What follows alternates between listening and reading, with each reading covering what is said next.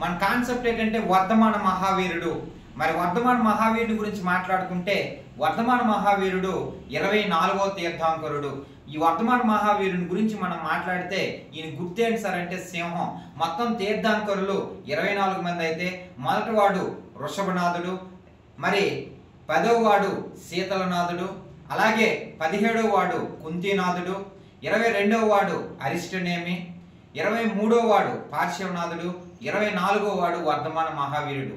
ఈ వర్ధమాన మహావీరుని జినుడు అని కైవల్యుడు అని పిలవడం జరుగుతుంది.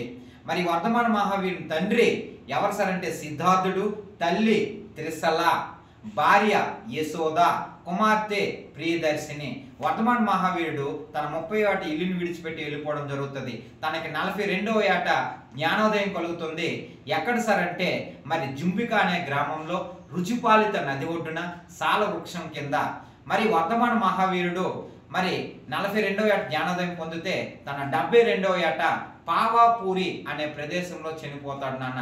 ఈ వర్ధమాన మహావీరుడు త్రిరత్నాలను చెప్తాడు, పంచ సిద్ధాంతాలను బోధిస్తాడు. పంచ సిద్ధాంతాలు అహింస, అసత్యం, అపరిగ్రహణం, ఆస్తేయం, అలాగే బ్రహ్మచర్యం.